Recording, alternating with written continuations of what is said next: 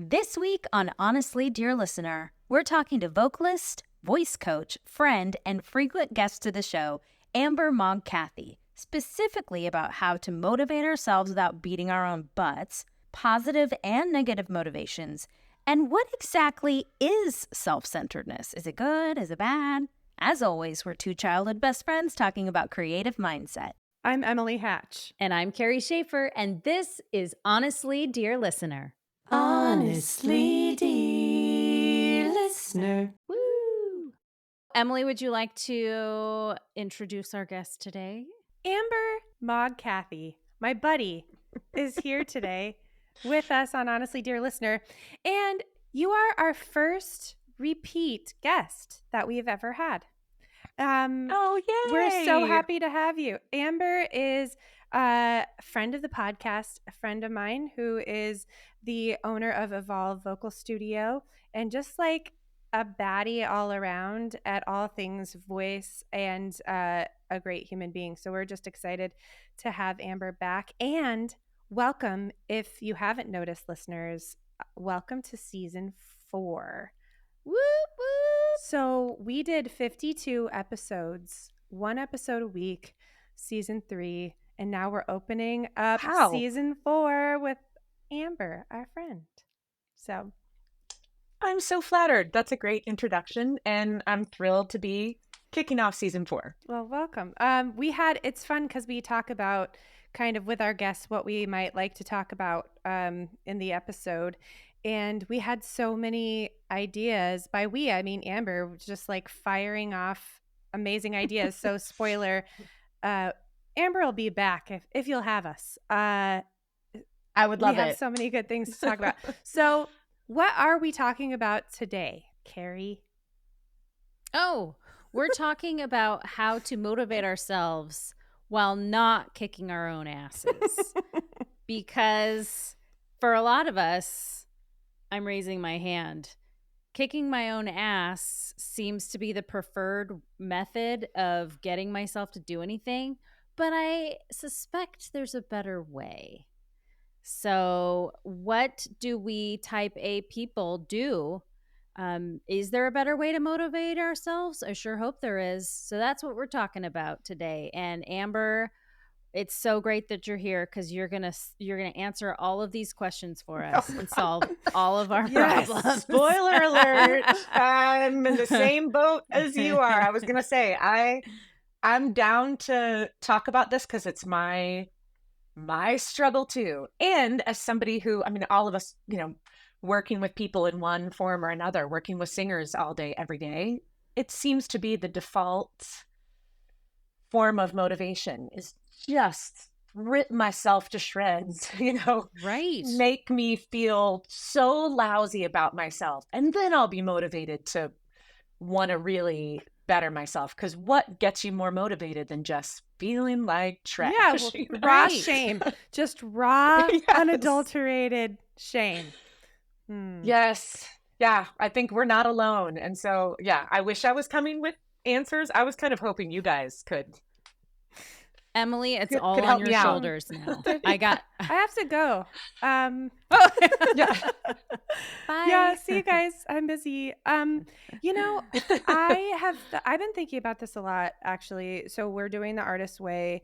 And a lot, I've been like doing the therapy stuff. I finally have that therapist after a long time of saying I need one. I'm doing a lot of internal work. And I'm like, if I'm not bad and I don't need to be fixed, then like, could I actually just be motivated to improve my life, my interactions, my voice, my writing? Could I just come from that place? 99.9% no. Like there's got to be something to fix. Right. And I think the weird thing maybe is that we don't really like trust. I think it comes back to like trusting yourself that damn it, if you could like you wouldn't need the shame. Like that doesn't seem like you could trust yourself to do that. Like if I actually trusted myself, that's when I'm going to just fall off the deep end and never think I need to change at all. And I'll become like a crazy person that doesn't have regard for other people and never gets better. But that's not real. Not real. Why is it that it's one extreme or the other? It's either I self-flagellate and beat myself up to get myself to do something and I'm task mastering, or I'm just a lump on the couch not doing anything at all. Like why hear the binary in that? Like, yep. Why are those our only two options? But for some reason, when I think about taking out the self whipping to get myself to do something, I automatically go to that other extreme instead of being like, oh man, there's probably something in the middle here, like the whole spectrum. Wouldn't you guys, for anybody else, somebody that you're working with, a friend, for anybody else, if they said that to you, wouldn't you be like, that's crazy? Of course. That they're like, I either have to be flawed to like embarrassing, I'm hideous, don't look at me degree, or I'm completely full of myself and I'm a massive jerk. Like we would tell anybody else, not true. And I feel like I am not a major self-flagellating person. Mm-hmm. I feel like is that the right word? Yeah. It's like where you I like think immediately whip yourself. like that. Yeah, exactly. Yes. On the with back. the wet noodle. Yeah. And yet when I have a therapy session and I'm like, yeah, I like me. I'm just trying to be a better me. And my therapist is like, so you pretty much talk about yourself like you're a POS. And I'm like, no, I don't. No, I don't. I don't at all. I think I'm just a really great compartmentalizer. Because I will genuinely, like I'm doing a, but new like fitness diet thing right now. Not trying to get into booty shorts. I get zero care about that. Genuinely, which there's nothing wrong with the people who wear booty shorts.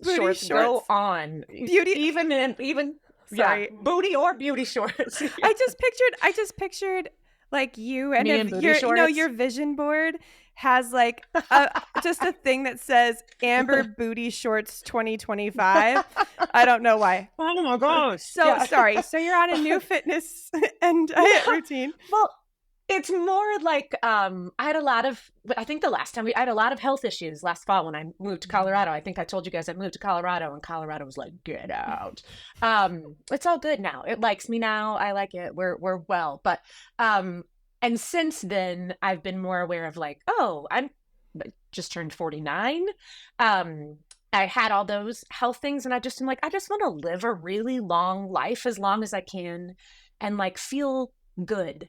And my point of all this is, so I'm doing all that and I really am a person. I can be in the worst shape of my life. I mean, just really, I should be embarrassed. And I look at myself and I'm like, I don't know how you're pulling it off, girl, but you're fine. Nice. Like, Great. I have that, but then I don't really. So there's like a disconnect with me because I have that. And then, I see a picture or something and I start bawling my eyes out. So I'm a weird, you know what I mean? Yeah, like I compartmentalize it where I'm really positive and it's genuine, but it's because I kind of take the like shadowy, goopy part and kind of stick it back here. You're like, and then it just pops out every once in a while. Yeah. I do that with career stuff big time. I don't do it like, who am I kidding? I do it in many areas. But one I notice is career stuff. I'm like, okay, you're never going to be anybody if you don't like beat the crap out of yourself and work and never stop. And nothing that I've done counts. That's what I do. I'm like, okay, yeah, but so now you're 40 years old and you're in New York City, but you're just doing these dumb things. You haven't done all of this stuff. And if you don't stop looking at your phone, living a normal life, eating meals on time, like you will be no one. So stop eating, stop having friends. Just you have to push forward or you'll never be anything and you've never done anything. That's my shame motivator. Now, if I actually this is the best. When someone comes against me and my accomplishments, I'm like, I do so much. I do more than you. I know everything. And then I'm like, where did that person come from? Like, is there someone in between that's like, you've done some cool stuff and there's more to do? Like, isn't that exciting? Like, that'd be nice to just live in that lane. But I am afraid if I don't sick the dog on this mean driving dog on this thing, I will just be a person that's normal, and that is to me the worst thing to be. Not for anyone else, just for me. So right. Don't you guys think, I heard, because longtime listener, and I forget which episode now, maybe it was one of the recent ones when you guys were I forgot exactly what you said, but it was basically like, what's wrong with being, we're all so afraid of. I think part of it is a woman thing. I really do. Not to leave out all the lovely other gendered, non-gendered folks listening, but just like being raised as a woman, I think it's like we should be pleasing. Don't be full of yourself. Do not be full of yourself. You guys were talking about something like that. Pride.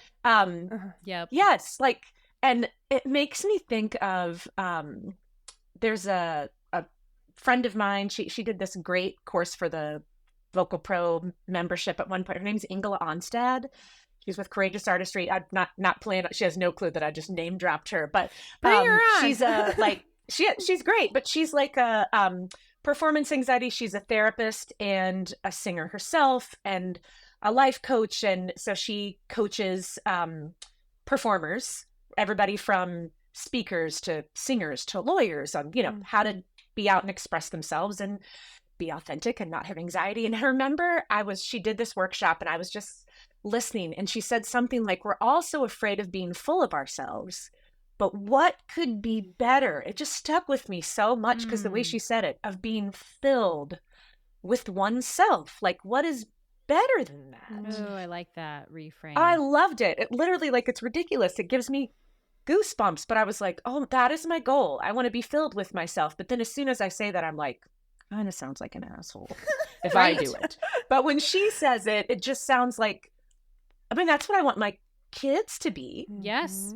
That's what I want people I work, the people I love. I want them to be filled up with themselves. They should be. Absolutely. That self-centered thing. This is kind of, it was that episode. Yes, exactly. Yeah, I think we actually talked about it with Gemma last week, just slightly, like being in the center of your frame. And I think that's scary though, because it seems like if you are sure of yourself, you're a target because other people don't like that. But that, especially if you're a woman. Yes. Ding ding. And it lights up their own insecurities also.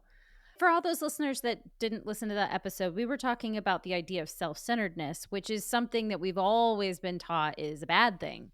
Oh, you don't want to be self-centered. That's selfish. But we were discussing how, what if being centered in yourself? Because who else is going to be at the center of you, if not you? Is actually very healthy. And then, so just taking that phrase, that word back and helping, because you can't be anything to anyone if you are not for yourself first. So that's kind of what we were talking about with the self-centered thing. This might be like too much on the negative shamey side. So correct me if you feel that this is, but I honestly kind of feel like taking the time to beat yourself up constantly and like obsess about what you're bad at is also being self-centered. But it's just like negative. So you are actually, I've been realizing like I'm constantly thinking about myself, but I'm thinking negatively about myself. So like, could I just replace the thoughts or like work to replace the thoughts that are beating me up all the time with thoughts that are like yes anding me? Like, okay, that's good. What else? great, because really, in truth, if we're taking the time to be mean, we still are taking the time to be self-centered. It's just not productive. Yes. For anybody. That takes work. That takes vigilance because essentially what you're saying is you have to monitor your self-talk, which is a lot, because it's a lot that happens in our brains that's negative every day. And to take each thought and to transform it into something positive, that's not easy. And but it's good work and a good practice.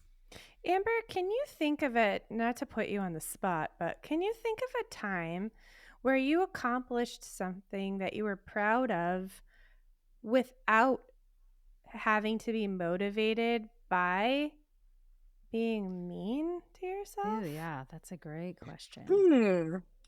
How, like I said, if I being put on the spot. Now, if I think about it, so I have been doing just like you. I've been trying to do a lot more of the inner work, and I think it's just like kind of the stage I'm at in my life too, which I think I'm not it's very typical that you kind of hit this point where you're like, this is how much time I have left if I stay.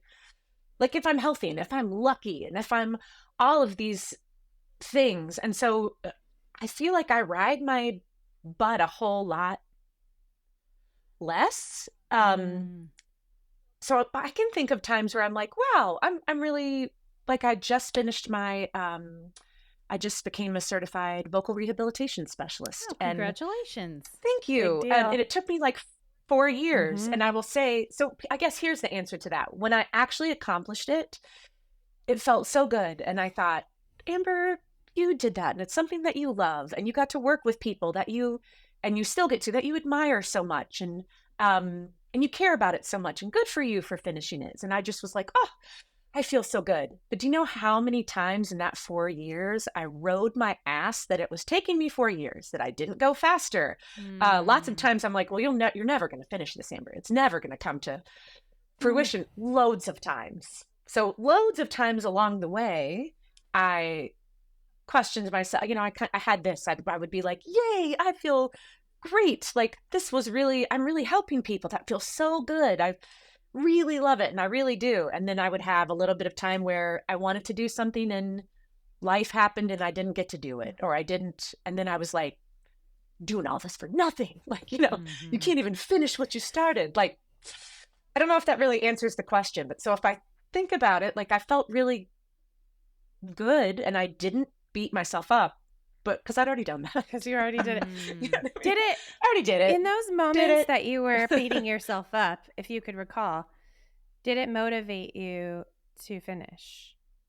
It does not for me. And I really don't think it does for any of us. I mean, Carrie, you could speak to this more as a life coach and all of the things that you do. So I don't have that expertise, but just being a person who's trying to listen to myself a whole lot more and taking the time to really think about how I feel. And really that was spurred on by doing more training and more work to create a better, safer space for the people that I work with. And I was in the middle of that work and I thought, why don't I do this for myself also? Like I could really use some of this TLC and consideration and, so I feel like you could speak to that better than I can, Carrie, but I just feel like it doesn't motivate me at all. Yeah. So at least what I feel like I do now, and I'm very much a work in progress, is I feel that and I beat myself up. And then I try, if I can, I like go for a walk or journal or do something. And then I have this like full conversation with myself to be like, that's not real. You're doing the best you can. Look at these great things that you did. And even if it doesn't come to fruition, which it will, lots of positives came. Even if you don't get the certification, you learned all these things. Like let's not believe that BS story. We don't have time for that. That does not make us feel good.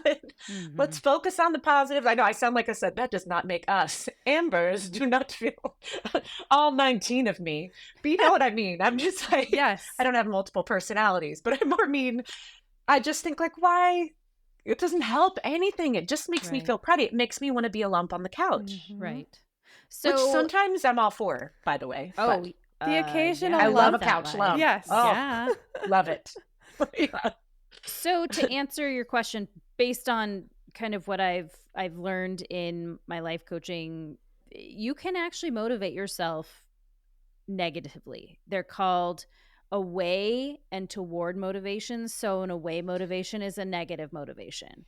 Like, oh, if you don't do this, you're going to fall behind. That's fear, right? A toward motivation would be something like, think about all the fun you're going to have in this new career and let that motivate you. That's a positive motivation.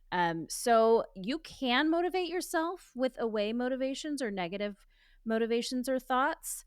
It's just like not as effective. So remember in Monsters Inc., if anyone's seen that movie where they use Love. the screams as their kind of their power, their electricity, and how that works, it's great, but it's like 10 times more effective to use a child's laughter instead. And so they figured out, oh my gosh, if we can make kids laugh instead of make them scared or scream, we're gonna that's gonna be so much better and so much more efficient. So that's kind of what it's the same thing for away and toward motivations. Like, yeah, you can muscle yourself through something, but it's not gonna be healthy in the long run, or but you can do it. Tear yourself, drag yourself kicking and screaming through something.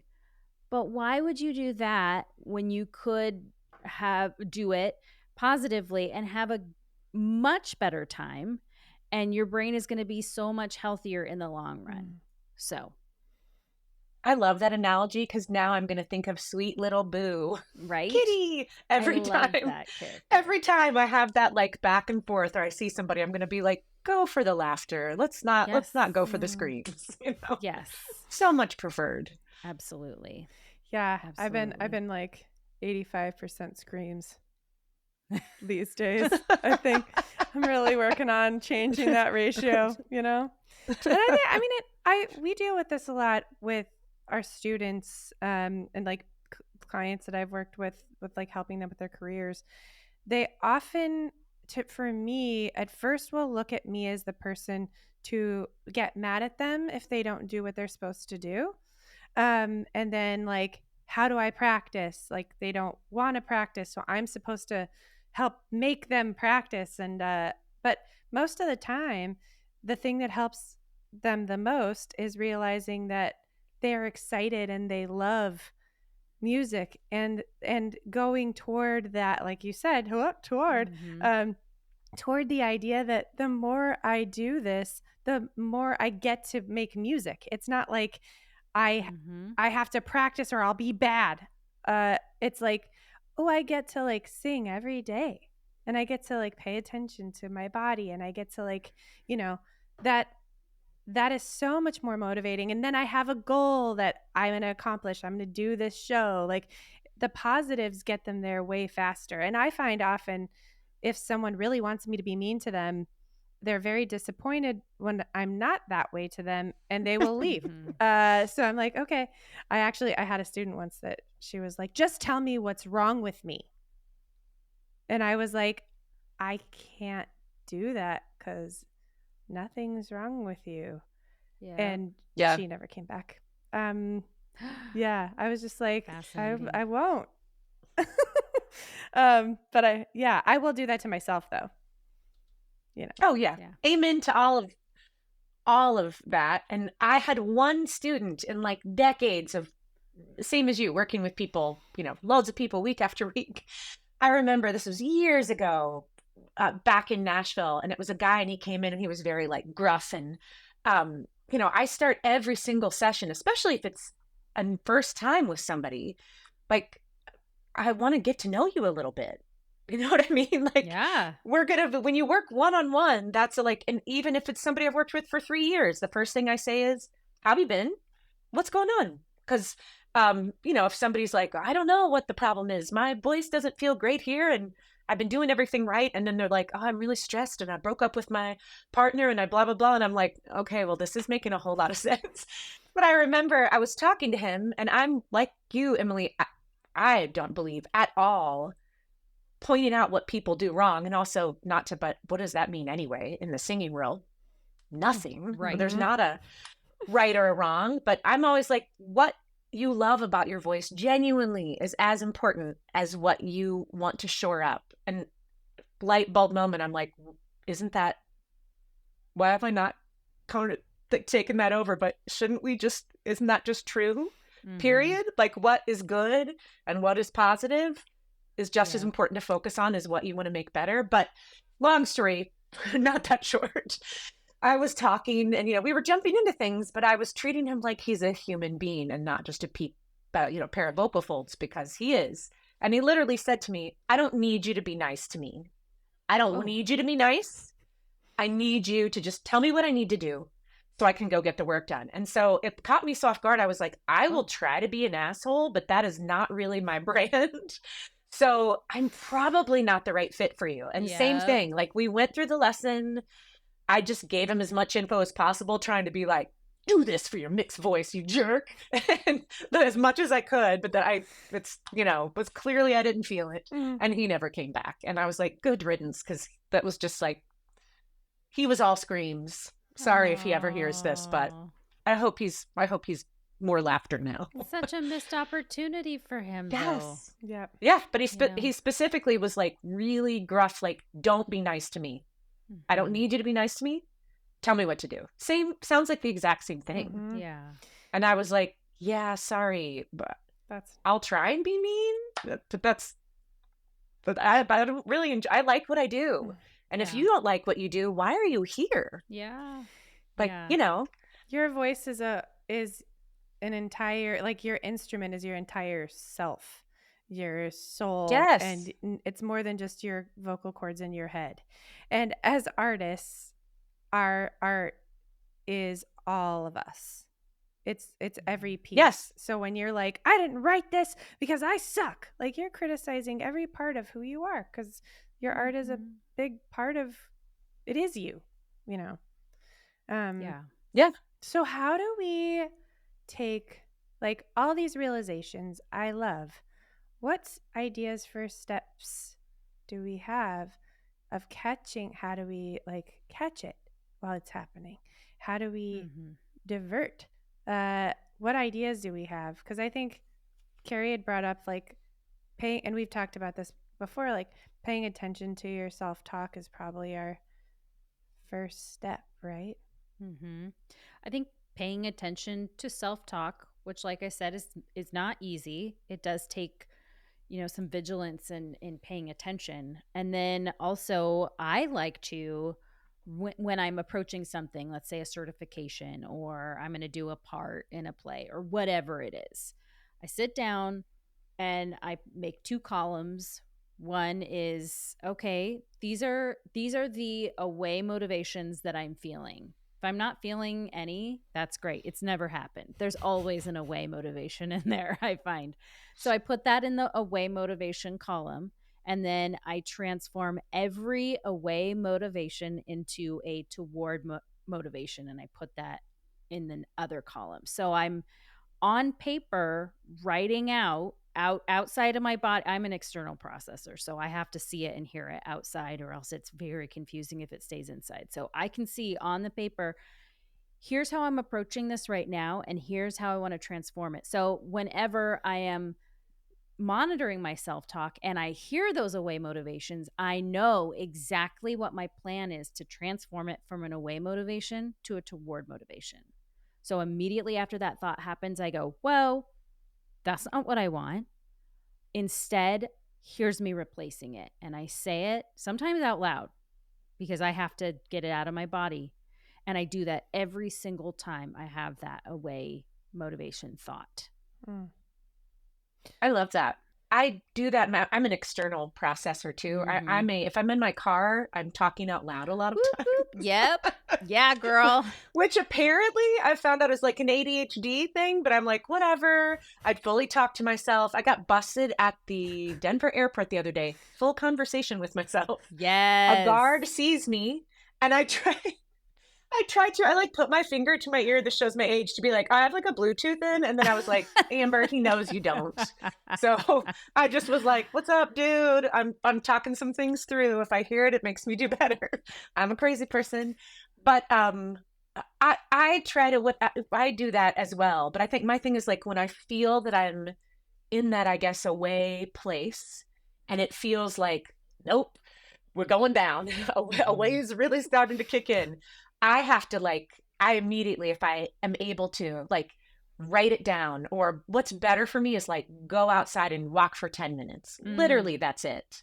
And then I'm like, okay, this is not real. This is, and I find some of the words. Or when I'm working with singers and, they send me here's a rough mix of a song I'm working on, and they just send me a list of I hate this, this sucks, I don't like this, I don't like that. I'm like, okay, heard. Tell me something positive in it. What is, and usually their first thing is no, nothing, just sucks, I'm not happy with it. I'm like, well, sucks doesn't help us, number one. That gives us nothing to work on. So let's get specific. And always they can find something okay, well, that one riff I did was pretty cool. And I do love my voice on this one word. And I'm like, okay, great. Because genuinely, it probably sounds cheeseball, but I genuinely believe honing in on that is going to make it way better than just being I want to fix these two things. Because you can take those positive things and great. What made those happen? How do I carry that through? I know I'm using a voice analogy, but I think we can do it in everything. Find something. Or when we were talking before we jumped on, Emily, and it's these are the stressful kind of a little bit away things I feel right now. That can be real. But if you can step back and go, oh my gosh, me from 2 years ago would be that's a dream scenario. You from 2 years ago didn't fully know everything they were getting into because that's life. But if we can take that and go oh, well, there's some great positives there too. Definitely. Absolutely. I think sometimes the journaling piece, I go for a walk also to break myself of the spinning out that I'm doing mentally, because moving my body tends to kind of or I go get in the shower, that also kind of tends to break it. And then I will sometimes just start writing the not a column of how I feel and just switching it, but I'll write, and I find that my brain will talk me out of that and find something more gentle if I give it enough lines. So if I just the morning pages thing has been really helpful through the Artist's Way, because you have to write 3 pages. I will list mean problems often for the first 3/4 of a page. And then all of a sudden my brain starts to be well, I guess that's not really fair because this is actually a thing. And if I'm actually trying to be compassionate, then I'll end up talking my way back to kindness. But it takes me a page before I'm done. It was my brain's okay, we're done doing that now. Yep. Yeah. So yeah. So it's almost allowing for some space or creating the space, which is, again, it's awareness. It's really hard to do, but I think that's what I've been trying to do. And it kind of sounds like what you guys do too, is if I can create even 5 minutes of space where I can get off the hamster wheel and really just, whether you're checking in with how you really feel is meditation or a quick walk, or you jump in the shower or you journal. When you give yourself that space, it seems like all of us are saying, then you realize oh, well, yeah, I'm riding my own butt because I'm scared. I'm also tired. Yeah. I'm sure it's all these kind of protective mechanisms. And then when you give yourself the space, you're oh, but also I really want to do this thing. And I feel really good that I was asked. And I'm also super good at it. And I know space is hard to find sometimes, but that's kind of what I think about, is even just a few minutes of like dropping into yourself somehow. Seems like it can really help. Yeah. Absolutely. Checking in and being like, ooh, are you being mean to my friend? Me? Like, yeah, I like that. Yeah. Look at us. We did solve it. Oh my gosh, you guys done. I'll see you guys later. Now it's we can talk about it. Now it's the doing of it. Oh. Practice. The practice of which is harder. It's the whole, you said something about this the other day, Emily, but I've always said this to people, like, I'm kind of a sensitive soul, and I'm like, I promise you, I don't need you to ride my butt if I'm doing something wrong. I am riding it so hard. Like, please don't add on. Please don't. You know what I mean? I feel like we all, if we could do what you just said, like, I would never in a billion years, my kids, my friends, the people I work with, I would never treat somebody else that way. Ever. Yes. And why can't we be just a little filled with oneself? Yes. Or treat ourselves like even a distant friend, an acquaintance would be like a way step up. Yeah. Right. Yeah. Yeah. Treat me like, treat your own self like a rando you would treat on the street. And it's going to be nicer, probably. Right. Yeah. Seriously. No, yeah. So sad, but true. So this may be a whole nother podcast. But I think that what you said about, like, I will always be harder on myself than you could ever be, so please leave me alone. I actually think that a lot of us it could relate to this. I realized that a long time ago, I couldn't handle the scrutiny of other people coming out of nowhere to tell me what was wrong with me and why I was bad. So I remember kind of making like a conscious effort around like 11 to think of it first and to make myself, put myself down outward. So I would find what was wrong, what people could think was wrong, and like explore that, and then say it out loud and be like very self-deprecating, because then no one could be as mean to me as I was already. So no one could surprise me. Yeah. Like, I don't know. Did you guys have a moment where you kind of started being like, I'm under scrutiny, I should do it myself? Did you have that? Absolutely. Yes. Well, and the church, growing up the way that I did in evangelical Christianity, didn't help with that either. It was definitely like, you are poop. You can't do anything in your own strength. T-shirt, So, you are poop. you are poop. And so find all the things that are wrong on the inside, and that's what you do. You can never be like totally okay. So when do you guys think that was? Not to, because I feel that in my bones, and I didn't have the evangelical thing growing up, but I'm from very teeny tiny small town Missouri. And I was always the weird bird in that I was, creative, and I wanted to dress a little different, and I liked to, I do theater and do music and so I kind of stuck out like a sore thumb. And I would get a lot of, I would say as a middle school girl, I started to get a lot of like, oh, you think you're such hot stuff, Amber? Nice blazer with shoulder pads, because it was the 90s, Yeah. Like, and I would see Julia Roberts and be like, I need that blazer ripoff. Oh, it's so cool. And so that's exactly what I did. And I use self-deprecating humor constantly to this day. And it wasn't till I went into therapy. I mean, my very first session, I was like, sorry, mouth diarrhea alert. And the therapist was like, no. And I was like, oh, like kind of laughed. And she was like, that's putting yourself down. Like, you realize you do that like a lot. And if you can't do that, and that's all that therapy's about anyway, is you talking. One of my first times I showed up to my therapy appointment, I was like, I just got a new haircut and I look like Lord Farquaad. Like that was the first thing I said to my Loved therapist. Lord Farquhar. Yep. Sorry to interrupt, but yes, like completely on track with me. Same.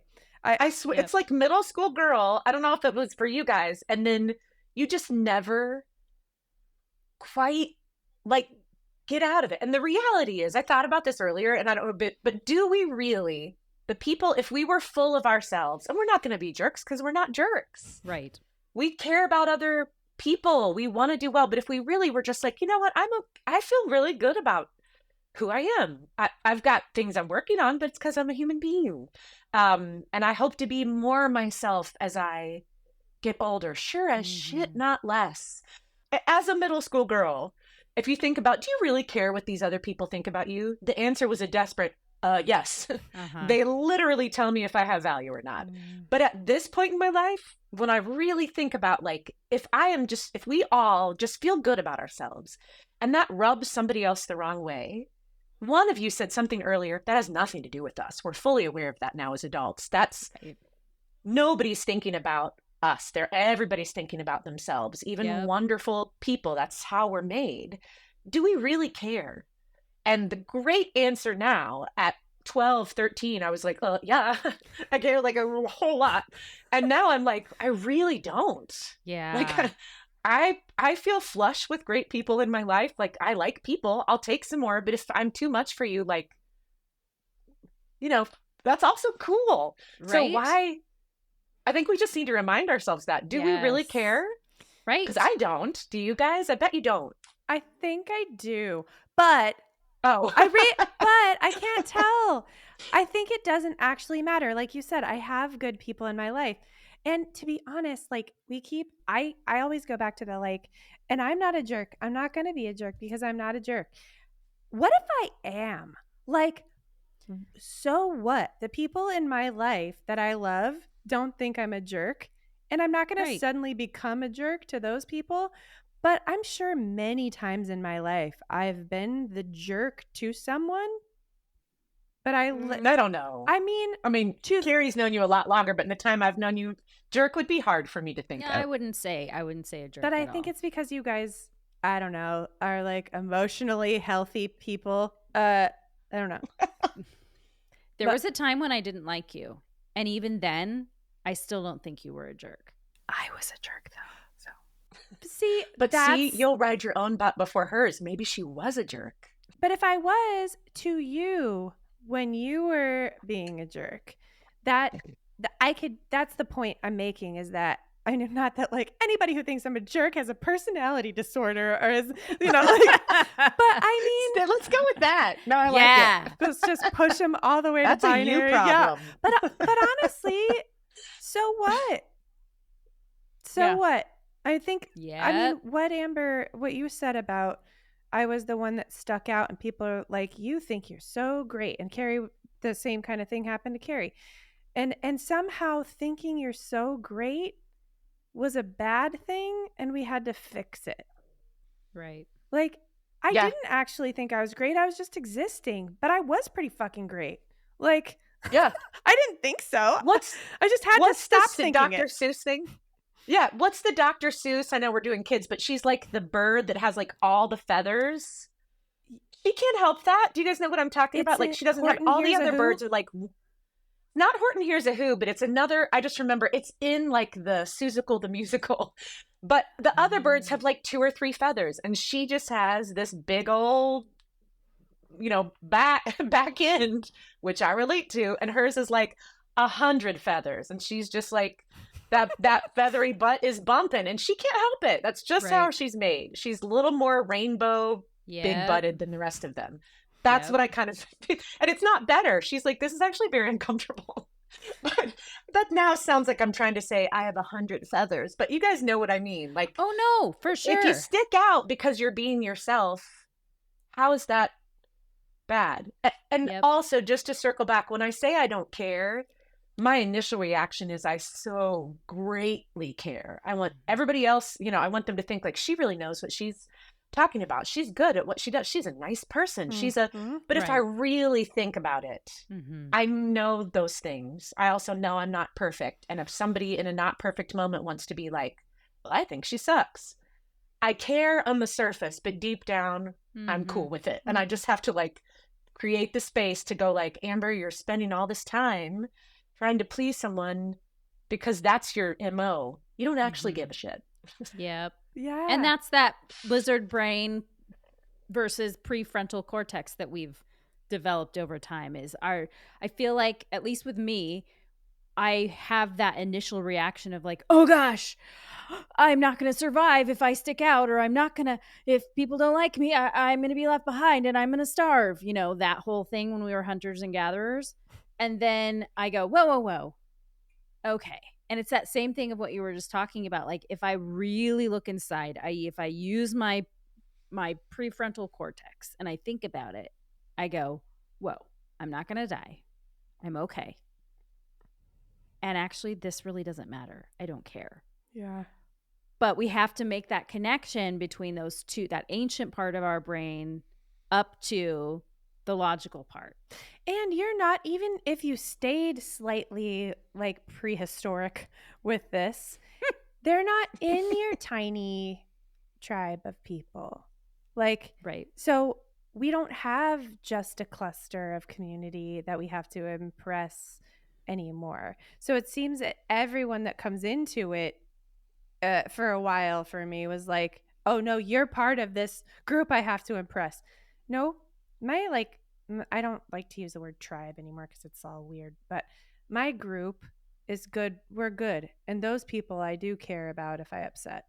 But otherwise, you're not in my tiny group of people that I hang out with by the fire every night. You know, like I don't. Yeah, you can think I'm a jerk if you ripping want to. meat off the bone. Yeah. It was like weirdly pirate. I don't know what just happened, but I'm hungry. I love this. This is like so great. I think that last bit on approval was another episode, but I liked it. We had 2. Bonus. Yeah. 2 for Amber, 1. thank you so much for being our podcast bud on this episode with us again today. I'm thrilled to be your buds podcast and non-podcast. Always so fun chatting with you ladies, and thank you so much for having me, because yes, I'm always listening. Yay. That makes me so no happy. Pressure. We're just gonna start being like, right, Amber? And you're not on the podcast, you know? Yeah, but in my bathroom I'll be like, yeah, it's exactly right. Or at the airport you could just talk back to us, but you will have the earpieces in, you know? Too late. I'm talking to somebody. It's me. Yeah. Yay. Well, thanks for being here. And we'll thanks, Amber. Thanks for welcoming us to Thank you, guys. season 4. Season 4. Whoop, whoop. Yeah. Honestly, dear listener. Woo.